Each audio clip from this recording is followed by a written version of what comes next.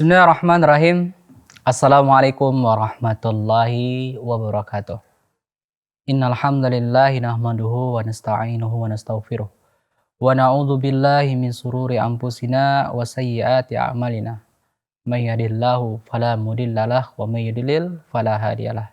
Alhamdulillah kaum muslimin, sahabat keluarga muslim yang dimuliakan Allah, yang semoga kita semua senantiasa dalam kebaikan dan senantiasa Allah mudahkan kita untuk mengamalkan segala hal yang Allah perintahkan, serta dijaga dari perkara-perkara yang buruk. Nah, kaum muslimin yang dimuliakan Allah, dalam kajian kita di Tazkiyatun Nufus, kita akan masuk kepada bab yang baru setelah sebelumnya kita membahas tentang mulia atau bab mulianya sifat dermawan. Kita masuk kepada bab yang baru, yaitu bab yang menjadi senjata seorang mukmin. Rasulullah SAW mengatakan, "Ad-du'a silahul mu'min."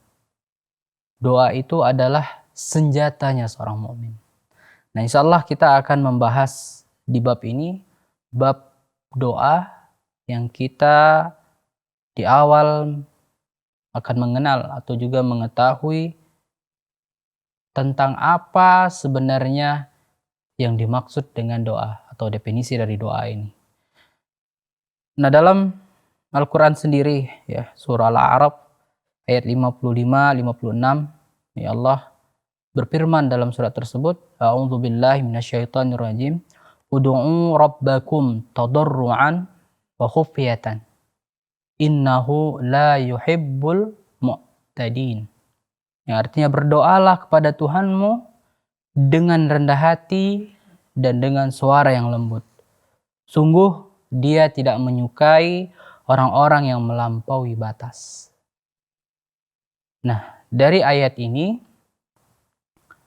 dijelaskan, ya, bahwasanya doa itu setidaknya memiliki dua makna. Ada dua makna atau dua jenis doa di sana. Yang pertama, setiap kita kaum muslimin mendengar kata-kata doa, maka terlintas di pikiran kita, di benak kita, yang dimaksud dengan doa itu adalah permintaan. Seseorang meminta kepada Tuhannya, kepada Rabb, apa yang dia minta, sebagian besar yang dia minta adalah segala kebutuhan, keperluannya, baik untuk dunianya atau untuk akhiratnya, untuk menyelesaikan segala masalahnya, untuk bisa masuk ke surganya Allah dan selamat dari neraka. Nah, ini yang sering tergambar oleh kita yang dimaksud dengan doa.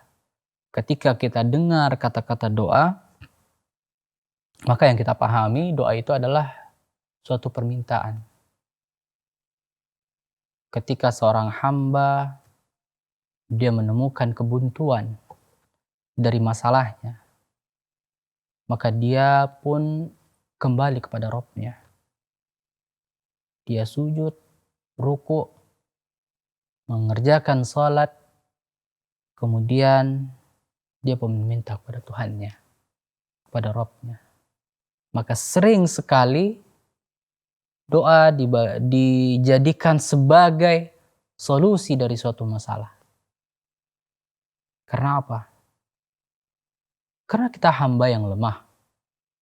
La haula wa la quwwata illa billah.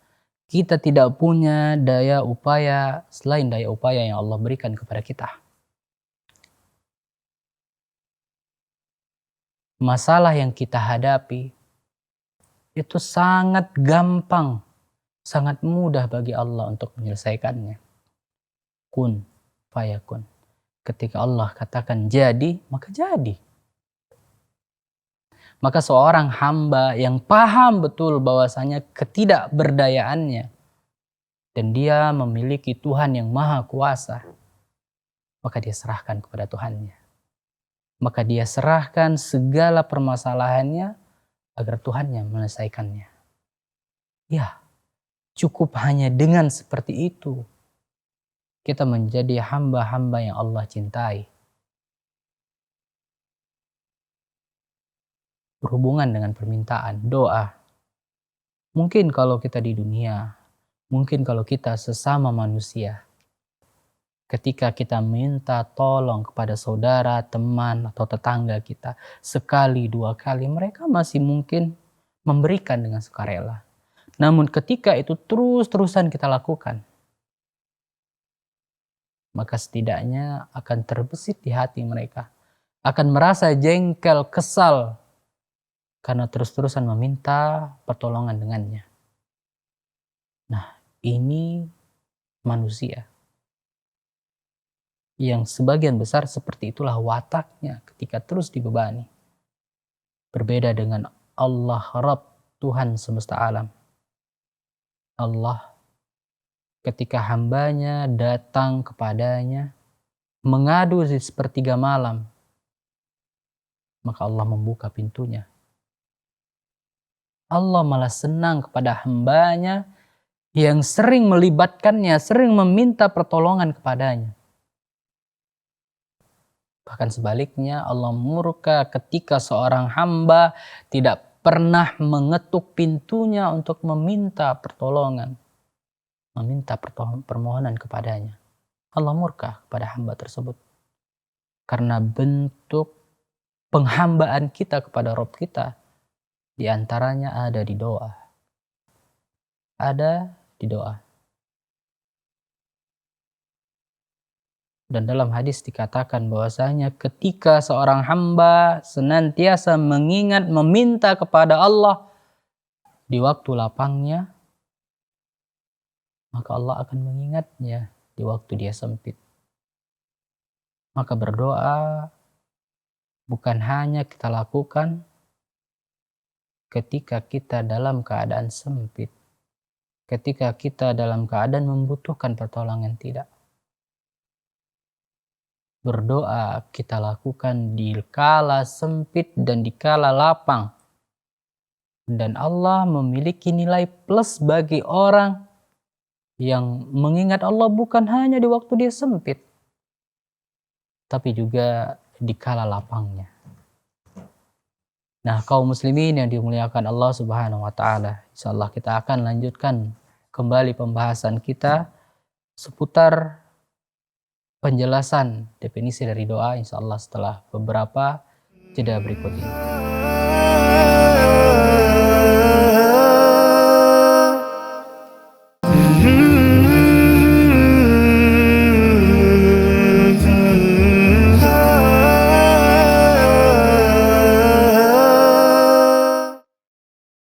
Ya baik kaum muslimin yang dimuliakan Allah, kita lanjutkan mengenai penjelasan makna definisi dari doa.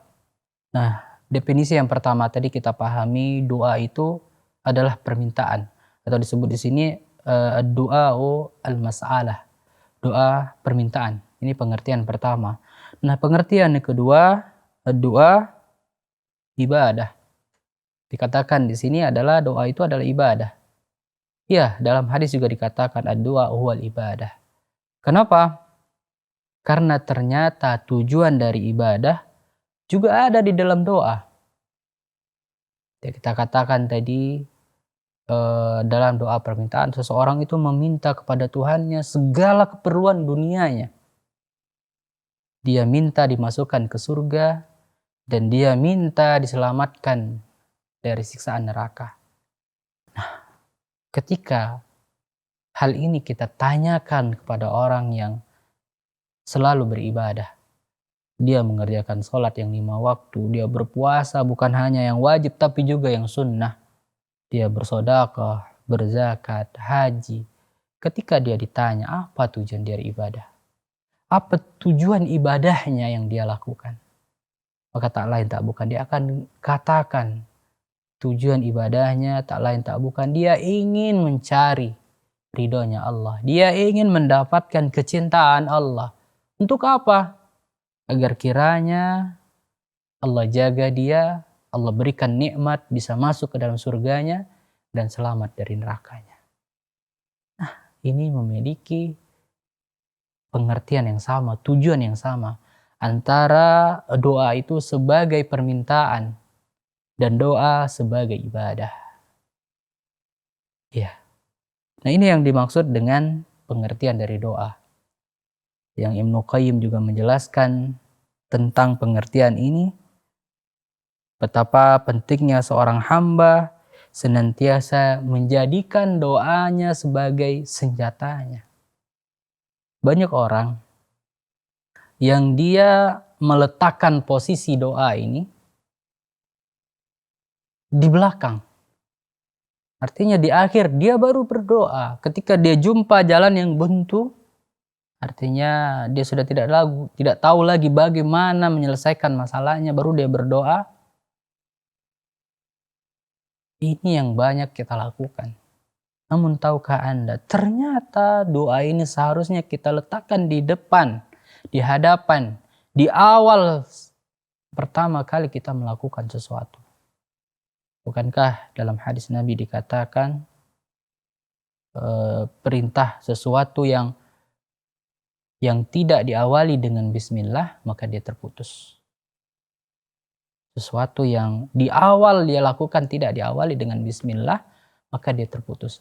Terputus di sini maksudnya adalah terputus dari berkah perbuatannya atau amalnya.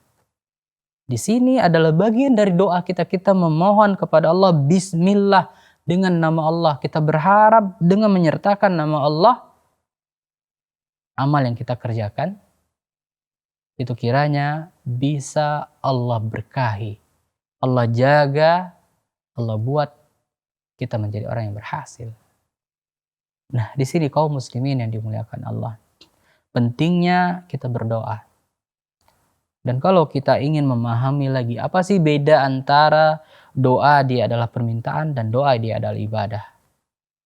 Mungkin kita dapati sehari-hari ada doa-doa yang kita sering lakukan. Contoh, kita baru bangun tidur. Baru bangun tidur itu ada doa, alhamdulillahilladzi ahyana ba'da ma amatana wa ilaihin nusur. Kita baca doa tersebut, ini termasuk doa ibadah. Karena dicontohkan oleh Nabi kita Muhammad SAW. Dan ini bagian dari adab seorang muslim sehari-hari. Dia masuk ke kamar mandi, kemudian dia baca doanya. Dia keluar, dia baca doanya. Dan ini termasuk, selain memang adalah bagian dari ibadah karena mencontoh apa yang telah Nabi ajarkan, juga di sana terdapat permintaan. Bukankah kita mengatakan ketika kita keluar dari kamar mandi, kita katakan ghufranaka, ampunanmu ya Allah. Nah, bukankah ini juga bagian dari permintaan? Dan ini bagian dari ibadah karena mencontoh cara hidupnya Nabi SAW, sunnahnya Nabi. Ketika kita makan, kita baca bismillah. Ini juga diajarkan oleh Nabi. Kemudian sampai kita mau bercermin, ketika kita keluar rumah, kita baca doa-doa tersebut. Dan ini luar biasanya agama kita Islam. Yang ketika orang Yahudi bertanya kepada Salman Al-Farisi, apakah sampai sesempurna itu, sekomplit itu agama kalian mengajarkan umatnya? Iya, kata Salman. Bahkan sampai untuk masuk dan keluar kamar mandi atau WC atau toilet. Sampai perkara seperti ini diajarkan. Ini yang membuat takjub orang Yahudi. Dia katakan luar biasa. Sampai seperti ini. Luar biasanya Islam mengatur umatnya dalam kehidupannya. Dalam kehidupan sehari-hari. Maka benar dikatakan oleh Nabi, tidaklah sesuatu yang dilarang, melainkan di sana ada doror, ada mudarat, ada bahaya bagi umat itu sendiri, bagi orang itu sendiri. Dan tidaklah sesuatu yang diperintahkan, melainkan di sana ada manfaat. Terlepas dari keutamaan akhirat yang kita dapatkan, namun dunia juga ada di sana. Nah, kaum muslimin yang dimuliakan Allah, kembali kita kepada doa. Nah, dari pengertian doa ini bisa kita pahami bahwasanya doa itu betul-betul merupakan senjata seorang muslim, senjata seorang mukmin. Dan kita dalam berdoa hendaknya tidak berputus asa. Ada orang yang dia ketika berdoa, dia merasa dia terus memanjatkan doanya kepada Tuhannya. Namun dia merasa doa yang sudah bertahun-tahun dia lakukan, namun tidak diijabah oleh Tuhannya, oleh Rabbnya. Maka kita katakan, kalaulah Anda dalam posisi seperti ini, maka cobalah lihat mereka para salaf kita. Kita lihat para nabi. Para nabi yang juga ternyata mereka mengalami hal yang sama. Mereka nabi. Namun ada di antara mereka berdoa sampai puluhan tahun. Ini Zakaria. Nabi Zakaria berdoa memohon kepada Tuhannya. Meminta kiranya diberi keturunan. Yang kita tahu dalam sejarah kisah Nabi Zakaria sampai usia lanjut. Dia katakan dalam doanya, wahai Tuhanku, sesungguhnya tulang belakangku sudah lemah dan rambutku telah memutih. Namun aku tidak menyerah dalam berdoa kepadamu untuk meminta agar diberikan keturunan. Nah, kaum muslimin, insyaallah kita akan lanjutkan bagaimana kisahnya Nabi Zakaria dan juga nabi-nabi lainnya yang memiliki kesamaan dalam hal doa. Salah setelah beberapa jeda berikut ini.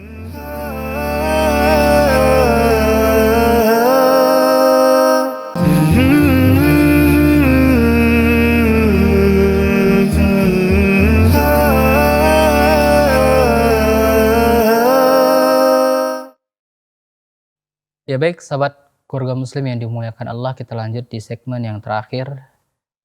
Nah, kita tadi ngambil pelajaran dari doanya para nabi. Dan ini bisa kita lihat dalam Al-Quran termaktub di sana. Di antaranya tadi kita singgung kisahnya Nabi Zakaria yang dia berdoa kepada Tuhannya, kepada Rabbnya, dia ingin kiranya Allah berikan keturunan. Dan dia berdoa luar biasa, dia ulang terus doanya. Sampai ada perkataan dia katakan, ya Allah, sesungguhnya tulangku atau tulang belakangku itu sudah lemah dan rambutku sudah memutih. Namun walaupun begitu, aku tidak berputus asa berdoa meminta kepadamu agar kiranya diberikan keturunan. Dan Allah kabulkan doanya. Dan Allah kabulkan doanya Nabi Zakaria. Ini Nabi Ayub. Nabi Ayub, dia kita ketahui diuji dengan musibah, dengan masalah, bahkan dengan penyakit. Sampai-sampai keluarganya, kerabatnya menjauhinya. Selama kurang lebih 18 tahun. Kemudian dia berdoa kepada Tuhannya. Dan dia berdoa, sebelumnya dia pernah ditanya oleh istrinya, dikatakan oleh istrinya, wahai suamiku, berdoalah kepada Tuhanmu. Mintalah agar kiranya diakhiri atau diselamatkan, disehatkan penyakitmu. Maka Nabi Ayub mengatakan, wahai istriku, bukankah Allah memberikan kita nikmat kurang lebih selama 20 atau 18 tahun. Aku malu kepada Rabbku. Kalau nikmat yang dia berikan sudah sangat selama itu, aku baru diuji beberapa tahun. Sehingga dia lanjutkan, dia tidak minta kepada Tuhannya untuk kesembuhannya. Karena dia malu, Allah telah memberikan nikmat dengan waktu yang tidak sedikit. dan Allah baru uji dengan waktu yang sedikit, maka dia cukupkan sampai 18 tahun, baru dia berdoa kepada Tuhannya, dia meminta. Itu pun dengan permintaan yang tidak memaksa. Dia katakan, wa anta arhamur rahimin. Ya Allah, dia meminta, dia katakan sesungguhnya hal ini memberatkanku. Namun dia katakan, dan engkau maha pengasih lagi maha penyayang. Artinya apa? Dia dengan lemah lembutnya memohon kepada Allah yang maha pengasih maha penyayang agar kiranya menyayanginya dan membebaskannya dari ujian yang berat yang dia rasakan. Dan Allah kabulkan. Nah, kaum muslimin yang dimuliakan Allah, kalaulah para nabi, para anbiya Allah uji dan di antara mereka berdoa kepada Allah, meminta kepada Allah, bagaimana dengan kita? Mereka para nabi saja Allah masih uji. Ketika berdoa tidak langsung Allah kabulkan doa tersebut. Mereka harus bersabar dengan doanya. Ini yang terjadi pada Nabi Yakub ketika anaknya, dia dengar kabar anaknya Nabi Yusuf hilang, terbunuh, dimakan oleh serigala. Dia dengan sabar berdoa kepada Allah dan terus berdoa selama kurang lebih 20 tahun lamanya. Itu dalam riwayat lain 40 tahun. Dia berdoa sampai buta matanya, meminta kepada Allah agar dikembalikan anak. Dan Allah kabulkan setelah kurang lebih 40 tahun lamanya. Kaum muslimin yang dimuliakan Allah, maka dari sini kita bisa mengambil pelajaran. Sabar dengan doa yang kita panjatkan kepada Allah. Sabar dengan doa yang kita minta kepada Allah. Karena tidak ada sia-sia dari doa yang kita panjatkan. Tidak ada kesia-siaan. Minimal doa itu dianggap ibadah. Karena ad-du'a huwal ibadah. Doa itu adalah ibadah. Maka ketika seseorang berdoa kepada Allah, sudah dihitung pahala baginya. Dan kita perlu tahu, ketika kita berdoa kepada Allah, setidaknya ada 3 hal. Yang pertama, Allah akan kabulkan doa tersebut. Langsung. Dalam waktu yang dekat. Itu bisa. Yang kedua, bisa jadi Allah gantikan. Allah gantikan dengan yang lain yang sama persis dengan apa yang kita inginkan. Contoh, kita berdoa kepada Allah agar kiranya kita diberikan uang yang mungkin kita minta sekitar 50 atau 70 juta. Allah gantikan dengan Allah berikan kesehatan bagi kita. Atau Allah selamatkan dari keburukan. Allah selamatkan yang seharusnya dia mengalami kecelakaan dan harus mengeluarkan uang dengan jumlah yang dia minta. Allah selamatkan dia karena doanya. Kemudian yang ketiga, Allah gantikan nantinya, Allah janjikan, Allah siapkan untuknya di akhirat. Nah, jadi tidak ada ruginya ketika kita berdoa. Imma Allah langsung kabulkan, atau Allah gantikan, selamatkan dari keburukan, atau Allah siapkan nanti baginya di akhirat. Maka kaum muslimin yang dimuliakan Allah, silahkan berdoa, meminta kepada Allah, terutama di waktu-waktu mustajab, yang semoga kiranya dengan doa tersebut bisa menjadi penyelesai solusi masalah kita. Mudah-mudahan bermanfaat. Kita tutup dengan doa kafaratul majlis. Subhanakallahumma wa bihamdik, asyhadu an la ilaha illa anta, astaghfiruka wa atubu ilaik. Wassalamualaikum warahmatullahi wabarakatuh.